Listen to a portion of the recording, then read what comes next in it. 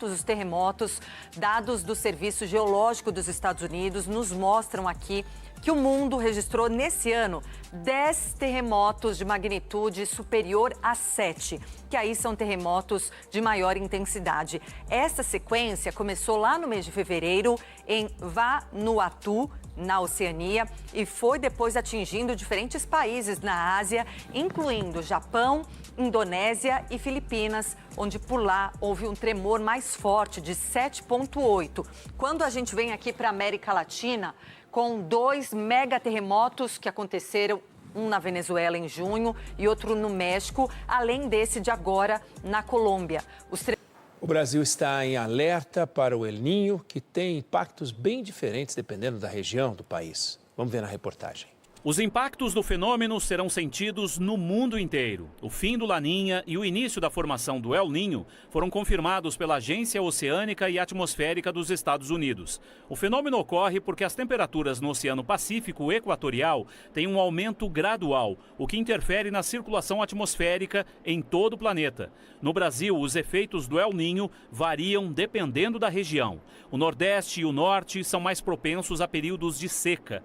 Nas regiões onde o fenômeno deve provocar calor acima da média, o abastecimento de efeitos do El Niño devem ser sentidos a partir do segundo semestre até o início de 2027. Aqui na região sul, o fenômeno deve trazer mais chuva e possibilidade de eventos extremos, como enchentes e vendavais. A previsão é que o inverno desse ano seja menos rigoroso.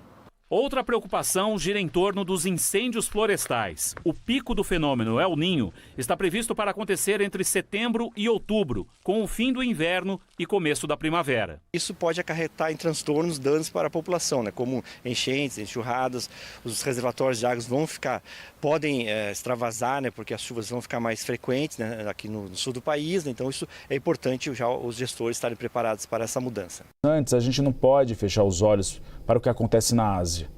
Uma enorme enchente repentina atingiu a fronteira do Nepal com a China, ali do lado da cordilheira do Himalaia.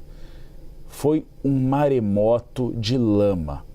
Pelo menos 95 pessoas morreram, segundo a polícia nepalesa. Já do lado da China, as autoridades confirmaram 3 mortes, 265 desaparecidos. Essas imagens são de cortar o coração. Fiquem de olho nos ônibus, porque eles viram uma espécie de lamaçal de uma maneira repentina. Essa avalanche de lama, ela cobre o porto de Hirong, que é a principal passagem terrestre entre o Nepal e o Tibete. Olha essa imagem que impressionante. Muitas pessoas tentaram antes, e as imagens mostram isso, fugir, porque o tremor começou e as pessoas saíram correndo. Muitas delas abandonaram esses veículos. E aí chega na sequência uma onda de pedras, lama e água, que varre prédios, varre casas, varre ônibus. Os vilarejos inteiros foram devastados. Olha a força dessa lama. É terrível.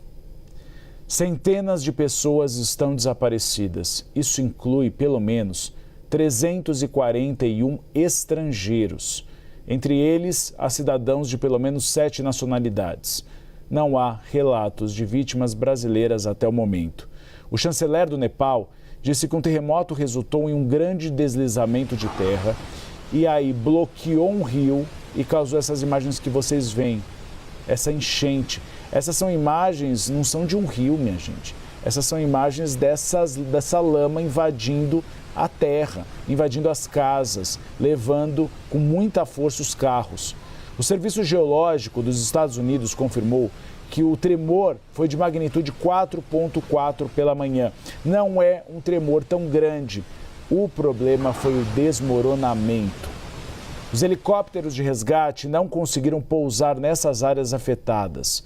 Elas abrigam mais de 50 mil pessoas. As autoridades disseram que o número de mortos e desaparecidos, infelizmente, deve aumentar. O presidente chinês Xi Jinping determinou esforços de busca e resgate nesses locais atingidos e quase 600 socorristas foram mobilizados. Outros países na Ásia, como a Coreia do Sul, também se ofereceram para ajudar. As pessoas que vivem ao longo desse rio atingido foram aconselhadas a permanecerem em alerta, se possível, deixarem suas casas. E aquelas que vivem em regiões baixas com maior índice de alagamento estão sendo transferidas para abrigos do governo. Pelo menos 5.000 pessoas já foram retiradas.